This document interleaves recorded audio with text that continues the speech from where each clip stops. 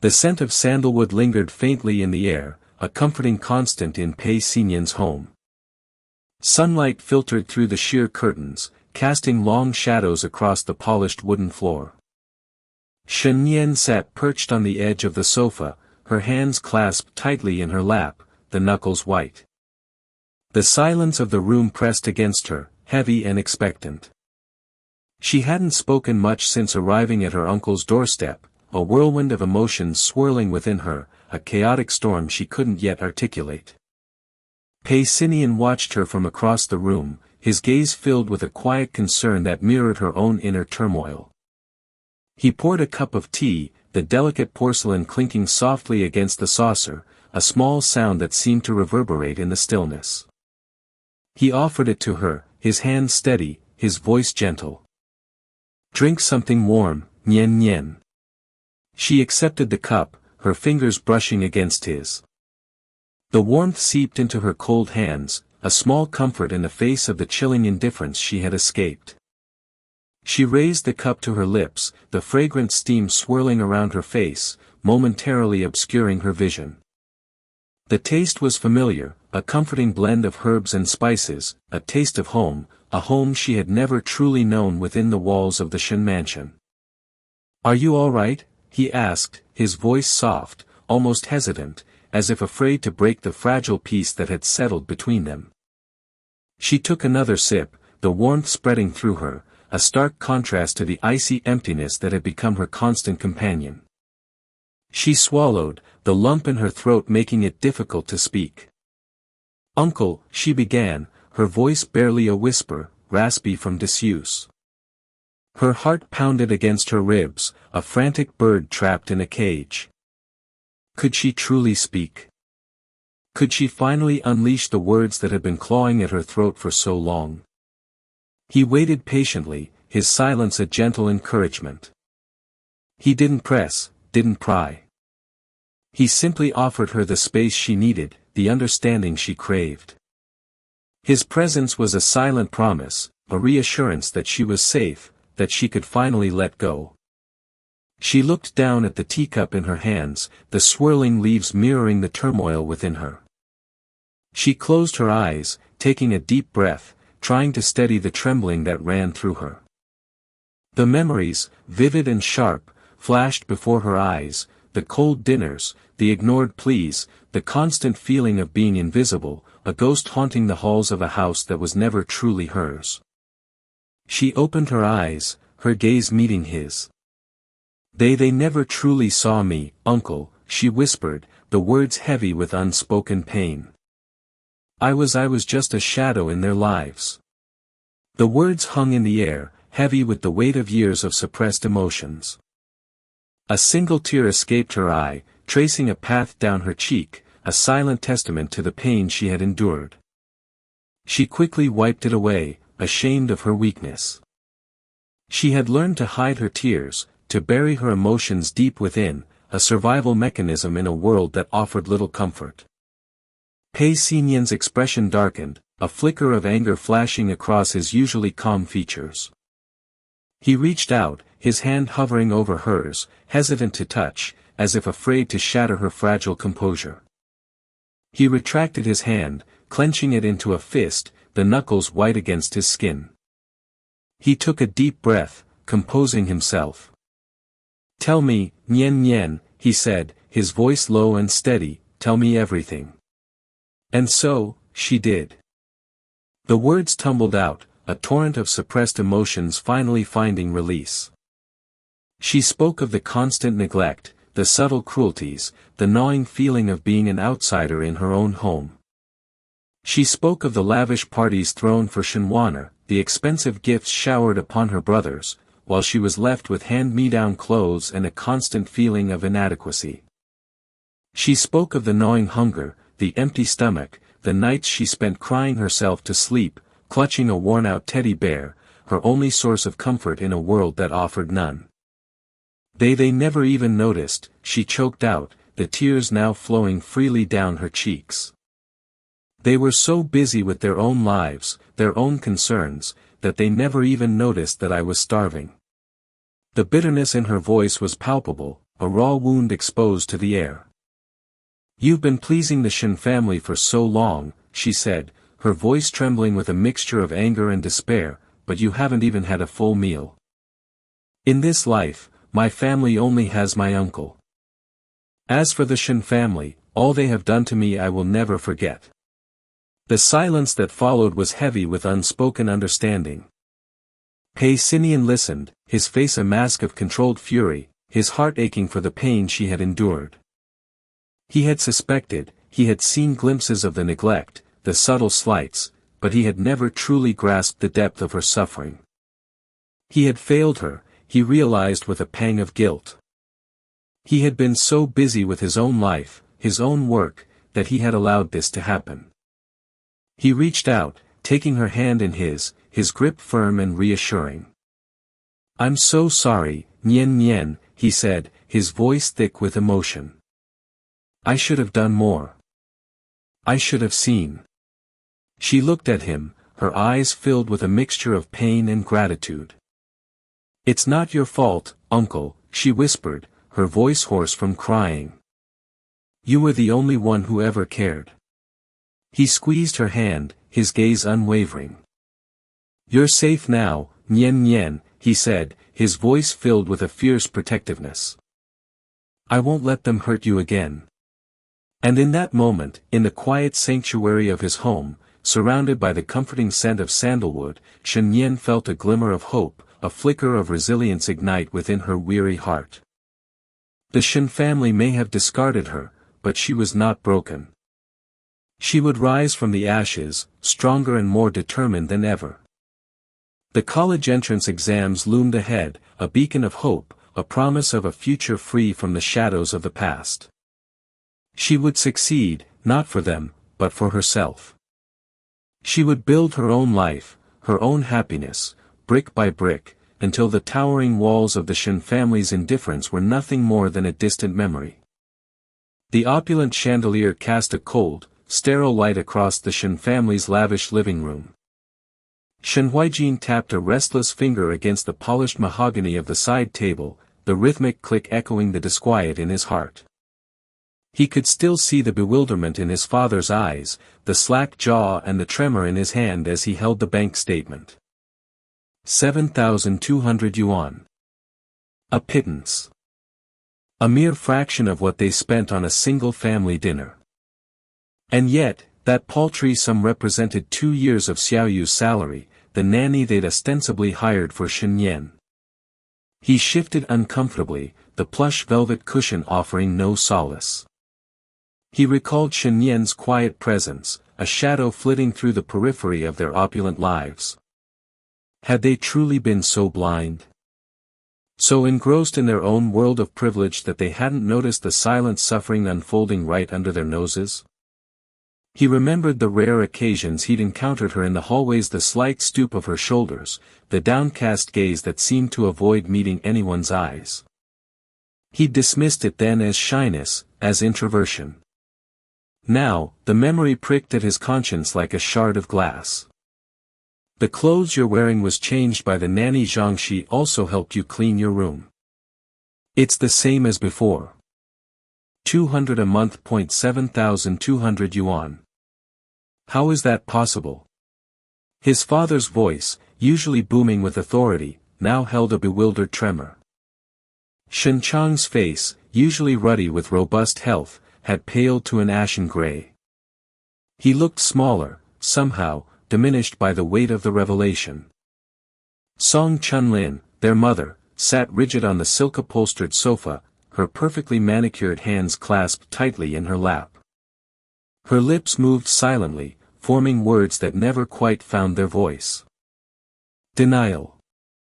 He recognized it. The same denial she employed whenever confronted with anything unpleasant, anything that threatened to disrupt the carefully constructed facade of their perfect family. A flashback, sharp and vivid, intruded upon his thoughts. Shen Nian, a small, thin figure huddled in a corner of the garden, a tattered book clutched in her hands. He'd been on his way to a party, dressed in designer clothes, his hair styled to perfection.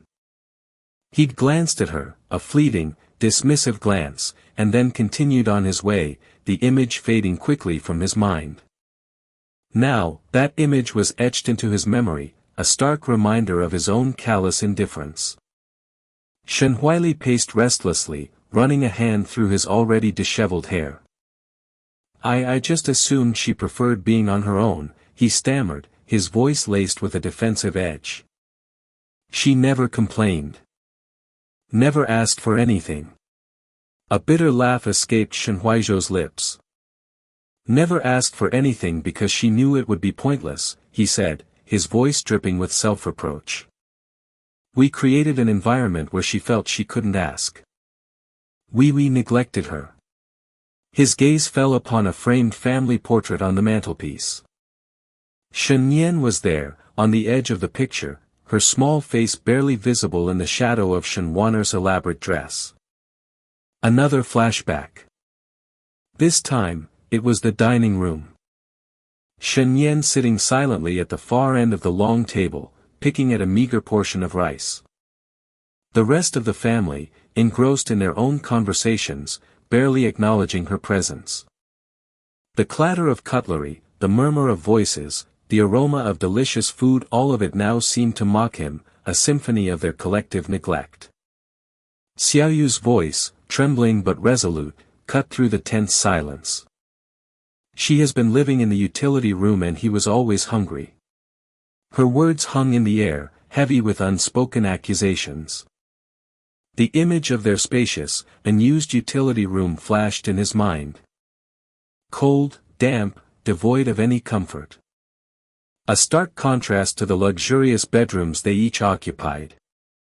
Shame, hot and suffocating, washed over him. His mother finally spoke, her voice brittle. "That's absurd. Xiaoyu, I think you're exaggerating." But even as she uttered the words, her eyes darted nervously around the room, refusing to meet anyone's gaze. The veneer of denial was cracking. The weight of their collective guilt settled upon them like a suffocating shroud. The realization that they had not only failed Shen Nian but had actively contributed to her suffering was a bitter pill to swallow. The carefully constructed image of their perfect family, their comfortable lives built upon a foundation of privilege and indifference, began to crumble. The silence that followed was thick with unspoken recriminations, with the ghosts of their past actions. He recalled another fragmented memory. A glimpse of Shen Nian's thin arm, a dark bruise blooming beneath the pale skin. He'd seen it, fleetingly, as she reached for a book on a high shelf. He hadn't questioned it. Hadn't even paused to consider how it got there. He'd simply looked away. The memory burned in his mind now, a searing brand of his own culpability. The revelation of Shen Nian's severe malnourishment, confirmed by the family doctor, shattered the last vestiges of their denial. The doctor's words, clinical and detached, echoed in the stunned silence. Her condition is consistent with prolonged nutritional deficiency. It's concerning. The dam of their carefully constructed indifference finally broke. Tears streamed down Song Chunlin's face, her carefully maintained composure dissolving into a torrent of guilt and remorse. Shen Chang sat slumped in his chair, his shoulders bowed, his face etched with a deep, weary sadness. The brothers, each lost in their own private hell of regret, avoided each other's gaze. The opulent living room, once a symbol of their wealth and status, now felt like a prison, the silence punctuated by the heavy weight of their unspoken apologies that would never reach the one who deserved to hear them. Shen Nian was gone, having escaped the gilded cage they had unknowingly built around her. And in her absence, they were left to grapple with the wreckage of their own making. The realization that they had not only failed to protect her but had been complicit in her suffering was a burden they would carry for the rest of their lives.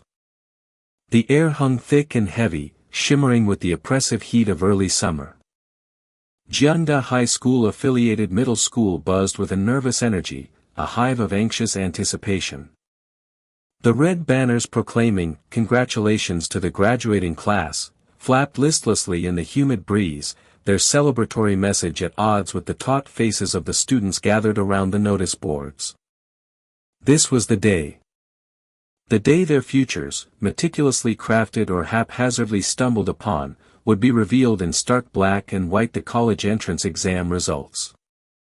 Shen Nian stood apart from the throng, a solitary figure beneath the shade of a plane tree.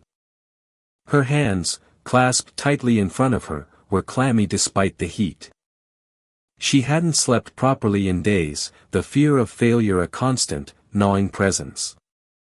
Not failure for herself, she thought bitterly, but for him. Uncle Pei Sinian. He had given her everything: a home, stability, unwavering belief. Failure would be a betrayal, a shattering of the fragile peace she had found in his care. A flicker of movement at the edge of the crowd caught her eye. A familiar silhouette, tall and lean, threaded its way through the throng. Shen Nian. Her adoptive brother. A wave of nausea washed over her, a visceral reaction etched deep within her bones. He was a stark reminder of everything she had escaped, the gilded cage of the Shen family, the suffocating indifference that had been her daily bread. He stopped a few feet away, an unreadable expression on his usually impassive face. The air between them crackled with unspoken words, years of shared history, of neglect, of silent resentment.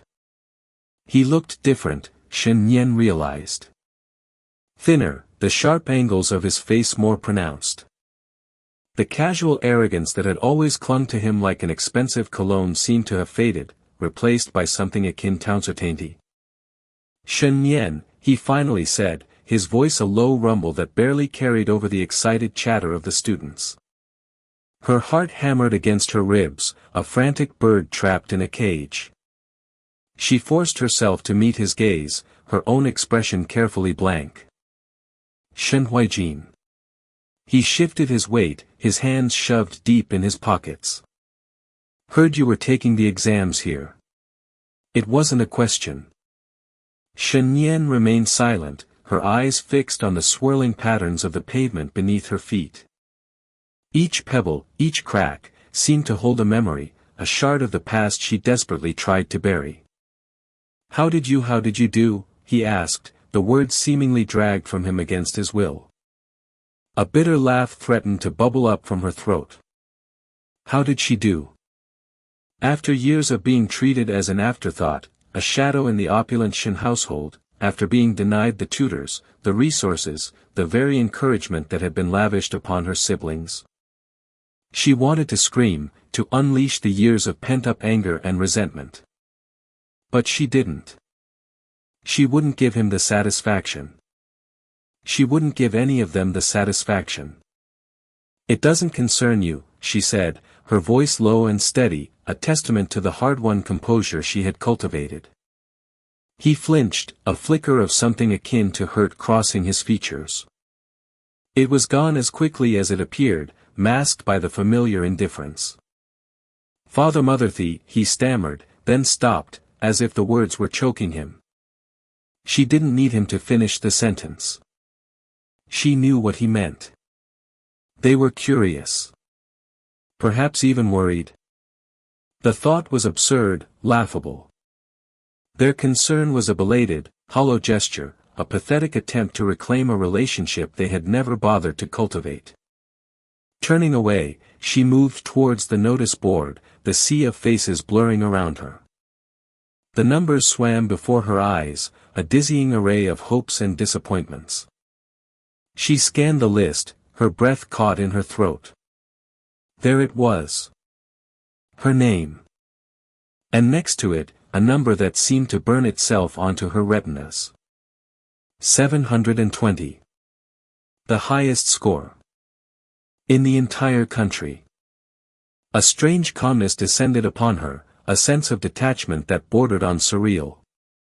All the years of struggle, of silent endurance, had culminated in this single moment.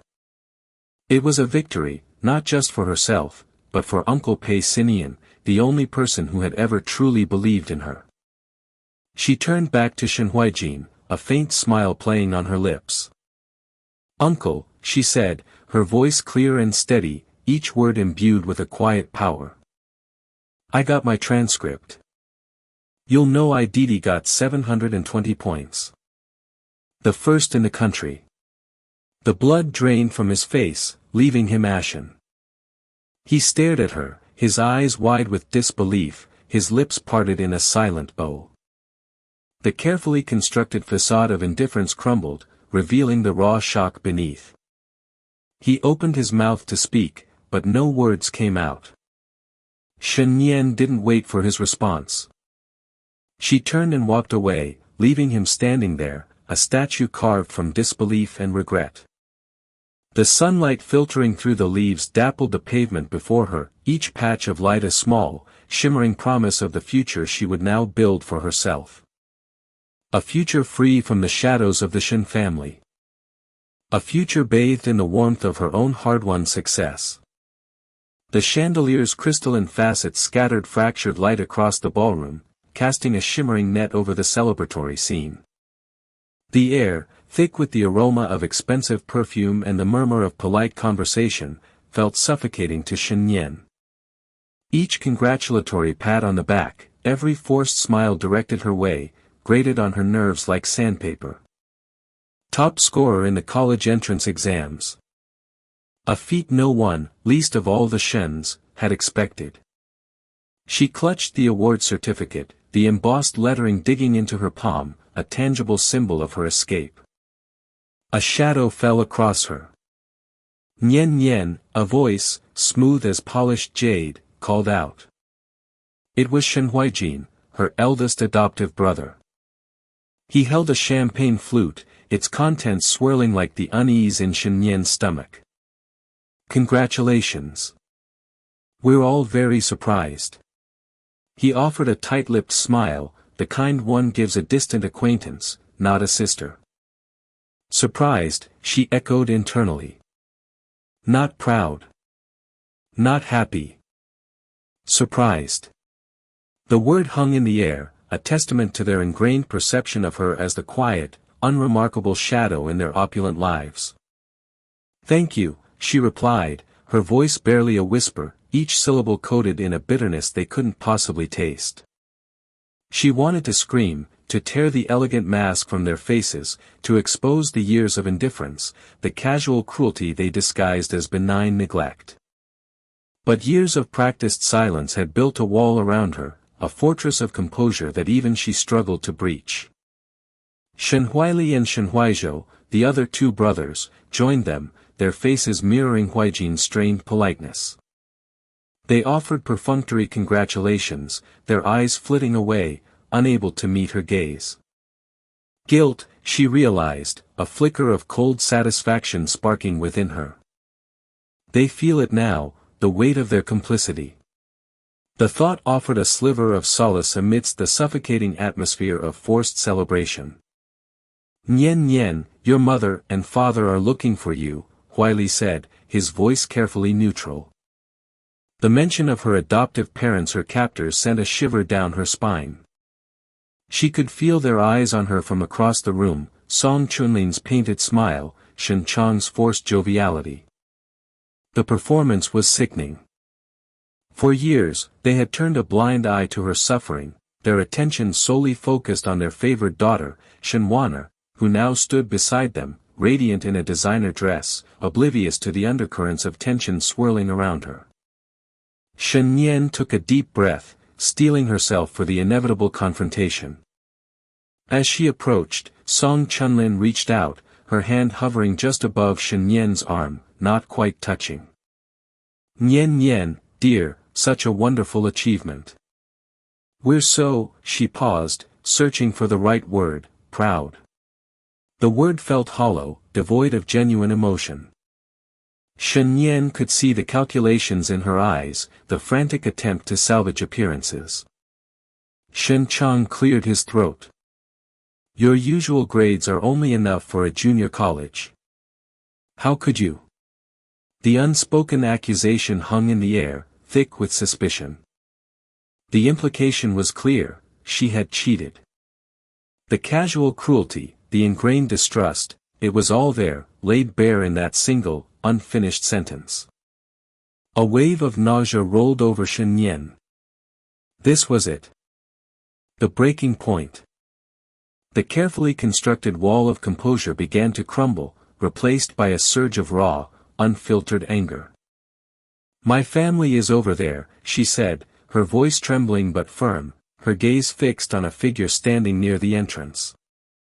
Pei Sinian, her uncle, stood apart from the boisterous crowd, his presence a quiet anchor in the swirling chaos. He met her gaze, his eyes filled with a warmth that melted the ice around her heart. He was the one who had offered her refuge, a safe haven away from the gilded cage of the Shen family. He believed in her, supported her, loved her unconditionally. He was her true family. The Shens followed her gaze, their faces contorting in a mixture of confusion and disbelief. "What do you mean?" Song Chunlin asked, her voice laced with a sharp edge of panic. The carefully constructed facade was cracking, revealing the brittle insecurity beneath. Shen Nian turned back to them, her voice now steady, resolute. "From now on, I will cut off all ties with your Shen family." The words echoed in the opulent ballroom, silencing the surrounding conversations. She could feel the weight of their shocked stares, but their disapproval no longer held any power over her. "Nian Nian, you don't understand," Shen Chang began, his voice pleading, but she cut him off. "I understand perfectly," she said, her voice clear and strong. "I understand that I was never truly a part of this family. I understand that your concern is born of social embarrassment, not genuine affection. I understand that I deserve better." With that, she turned and walked towards Pei Sinian, leaving the stunned silence of the Shen family echoing behind her. The fractured light of the chandelier danced on her back, illuminating her path towards freedom.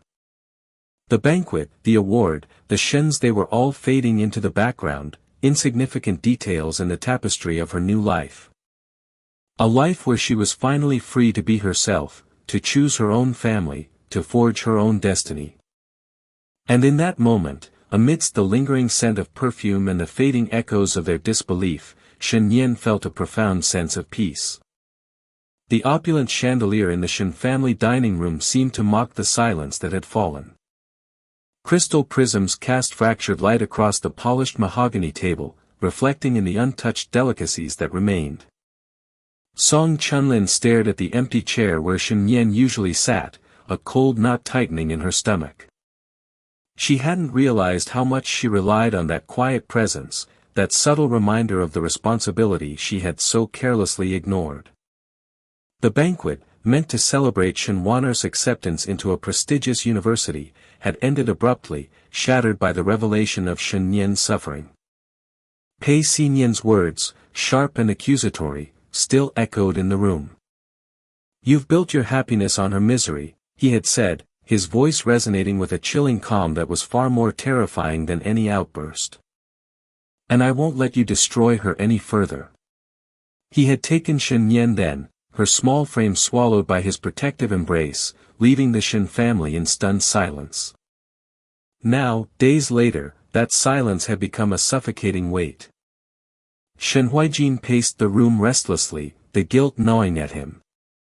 He remembered the times he'd dismissed Shen Nian's quiet requests for help with her studies, too preoccupied with his own pursuits to notice the desperation in her eyes. He'd seen her exhaustion, the dark circles under her eyes, but had attributed it to laziness, never considering the weight she carried. It's all our fault, he thought, the realization a bitter pill.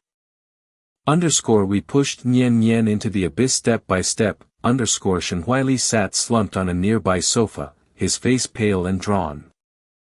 The usually boisterous and carefree young man was now haunted by the image of Shen Nian's frail figure disappearing behind the hospital doors. He recalled the casual cruelty he'd inflicted, the thoughtless jokes at her expense, the way he'd joined in with his brothers in ignoring her pleas.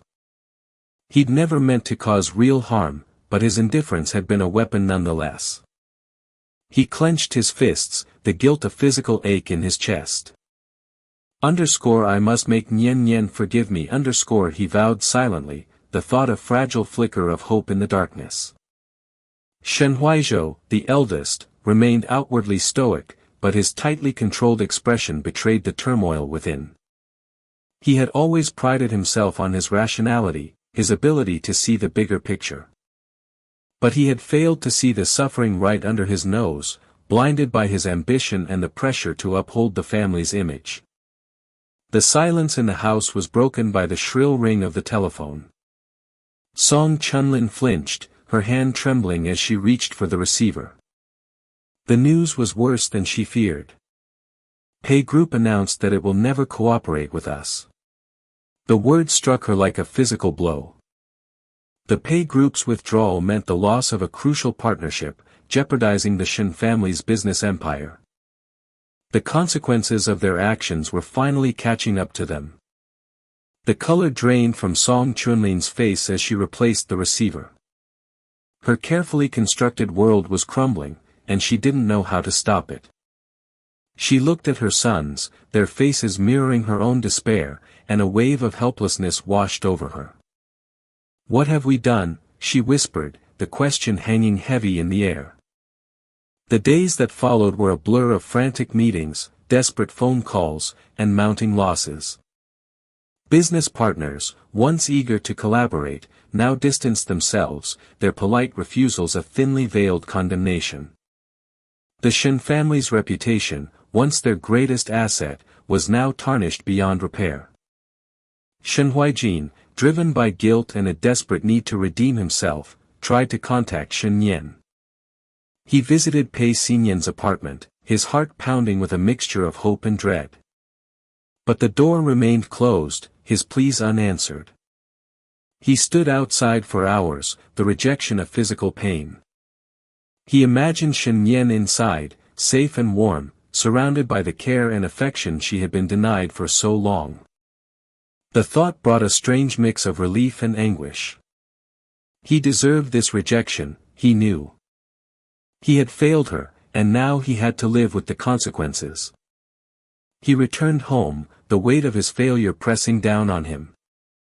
The vibrant energy that had once characterized him was gone, replaced by a hollow emptiness. He retreated to his room, the silence broken only by the muffled sobs that escaped his lips. Shen Huaili, too, grappled with his guilt. He tried to channel his remorse into action, throwing himself into his studies, hoping to somehow make amends for his past indifference. But the guilt clung to him, a constant reminder of his failings. He saw Shen Nian's face in every textbook, heard her quiet voice in the rustle of the leaves outside his window. He couldn't escape the memory of her suffering. Meanwhile, Shen Nian, under Pei Sinian's care, was slowly healing. The comfortable silence of his apartment, the warmth of his concern, were a balm to her wounded spirit. She focused on her studies, finding solace in the familiar routine, the steady rhythm of learning. The upcoming college entrance exam loomed large, but she faced it with a newfound determination. This was her chance to build a new life, a life free from the shadows of the past. She studied late into the night, fueled by a desire to prove herself, to show the Shen family, and perhaps more importantly, herself, that she was capable of achieving great things.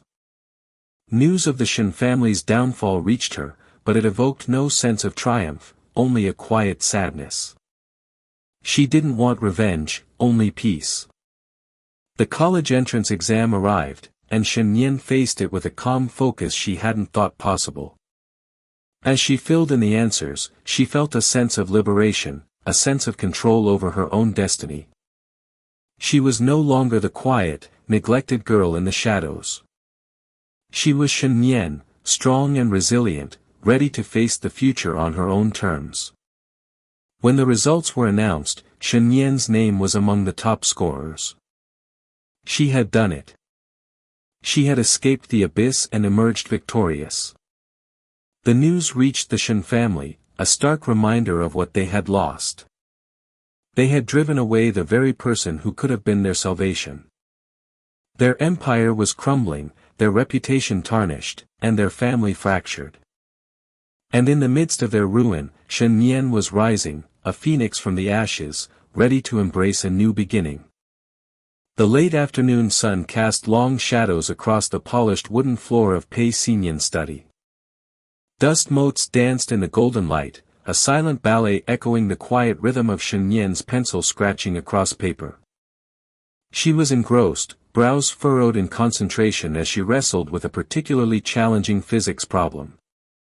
The scent of old books and brewing tea hung in the air, a comforting aroma that had become synonymous with her new life. A life away from the suffocating opulence of the Shen household, a life where silence wasn't laden with unspoken accusations and simmering resentments.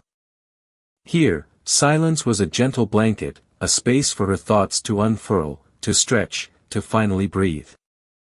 A soft knock on the door broke her concentration.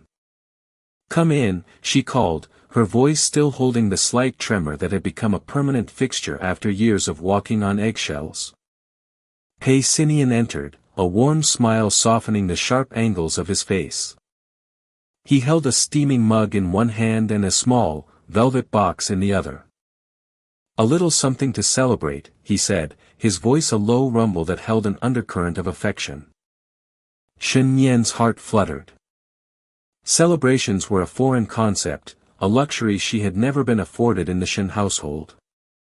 Birthdays passed unnoticed, achievements dismissed, her very existence a mere footnote in their grand narrative. She lowered her gaze to the intricate carvings on the desk, a familiar wave of unease washing over her.